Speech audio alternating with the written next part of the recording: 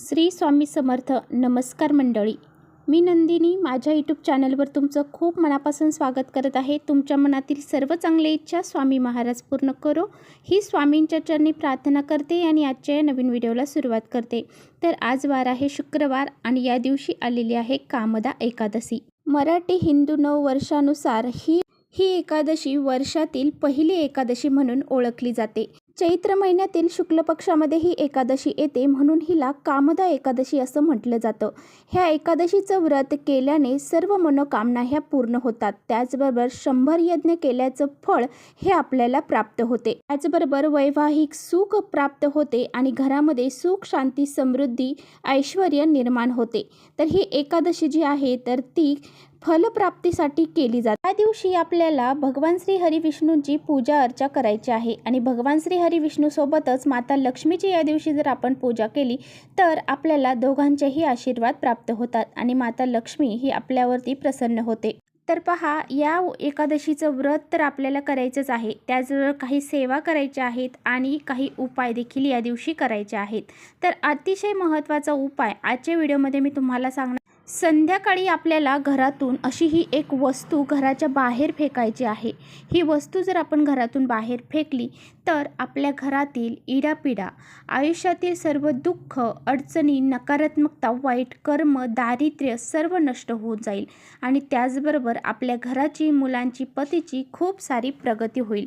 असा हा अत्यंत प्रभावशाली उपाय आजच्या व्हिडिओमध्ये मी तुम्हाला सांगणार आहे. त्यामुळे व्हिडिओ कुठेही स्किप न करता शेवटपर्यंत नक्की बघा, जेणेकरून तुमच्यापर्यंत योग्य ती माहिती पोहोचेल. आपल्या चॅनलवर जर तुम्ही नवीन असाल तर चॅनलला लगेच सबस्क्राईब करा आणि असेच माहितीपूर्ण व्हिडिओ पाहण्यासाठी बेल आयकॉनलाही प्रेस करा, म्हणजे मी जेव्हा नवीन व्हिडिओ अपलोड करेन त्याचं नोटिफिकेशन सर्वात अगोदर तुम्हाला भेटेल आणि तुम्ही एकही व्हिडिओ मिस करणार नाही.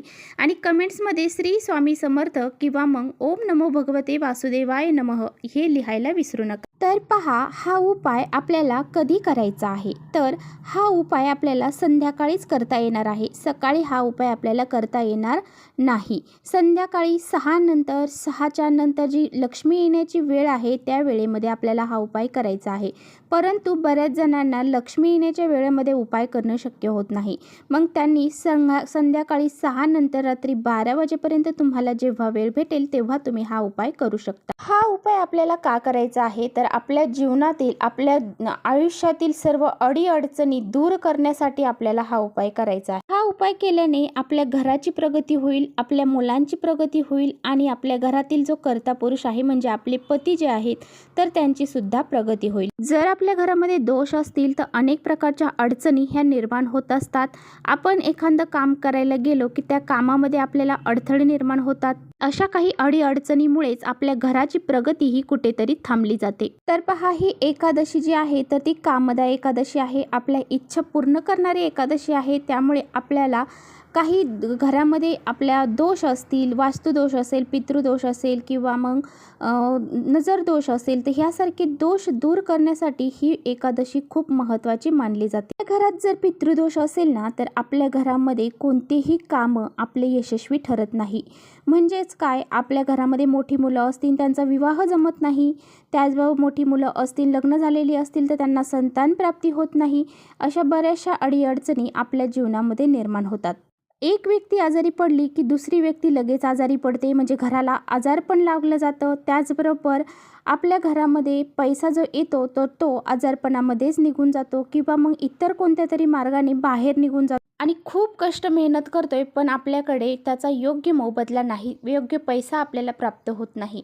आणि खूप सारा पैसा आहे, सर्व काही आहे, परंतु आपल्याला सुख प्राप्त होत नाही आणि आपल्या घरामध्ये सतत भांडणं होत असतील आणि घरामध्ये इतर कोणते तरी संकट, अडचणी घरामध्ये सारखे तर त्यामुळेच तुम्ही हा उपाय नक्की करून पहा. हा उपाय करण्यासाठी आपल्याला सगळ्यात महत्त्वाची गोष्ट आहे ती म्हणजे काळे तीळ लागणार आहेत. तर आपले थोडे काळे तीळ आपल्याला घ्यायचे आहेत आणि त्याचबरोबर आपल्याला पिवळी मोहरी लागणार आहे.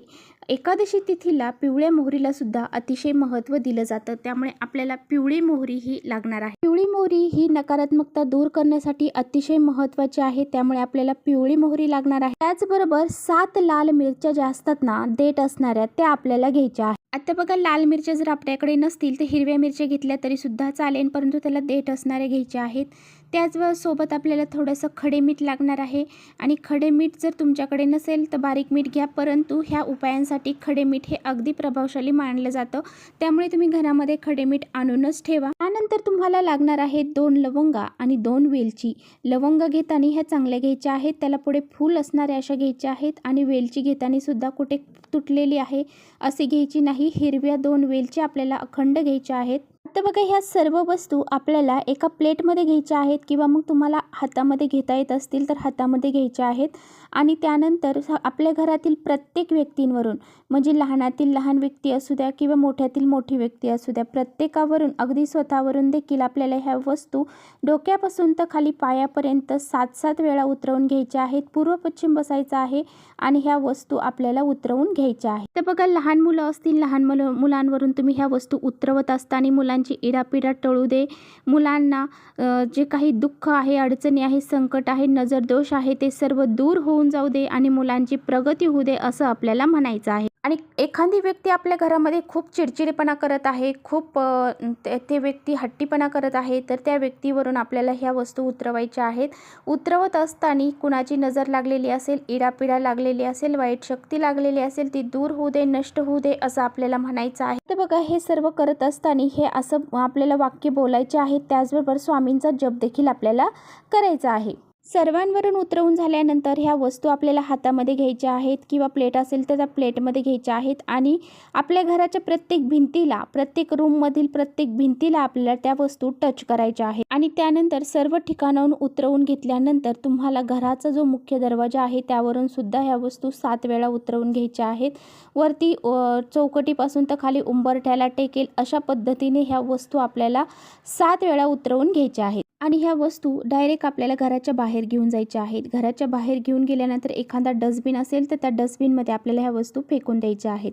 जर डस्टबिन नसेल तर घराच्या दक्षिण दिशेला फेकायचं आहे, परंतु फेकत असताना कुणाच्या अंगावर, कुणाच्या घरावर किंवा कुणाच्या पायाशी येतील अशा पद्धतीने आपल्याला ह्या वस्तू फेकायच्या नाही. आपल्यामुळं कुणाला त्रास होणार नाही याची पुरेपूर काळजी आपल्याला घ्यायची आहे आणि अशा पद्धतीने आपल्याला ह्या वस्तू फेकायच्या आहेत. आणि ह्या वस्तू फेकल्यानंतर आपल्याला मागे वळून पाहायचं नाही, डायरेक्ट आपल्या घरी यायचं आहे, हातपाय धुवायचे आहे आणि आपल्या घरामध्ये, देवघरामध्ये जाऊन स्वामींचं दर्शन घ्यायचं आहे आणि देवघरामध्ये दिवा लावायचा आहे. जर आपण चुकून पाठीमागे वळून पाहिलं तर आपल्या घरातली जी काही नकारात्मकता आहे, जी आपण बाहेर नेऊन टाकलेली आहे, ती परत आपल्याबरोबर आपल्या घरामध्ये येत असते. तर अशा पद्धतीने जर तुम्ही उपाय केला तर तुम्हाला त्याचं निश्चित फळ प्राप्त होईल. त्यामुळे तुम्हाला असा हा एक उपाय करायचा आहे.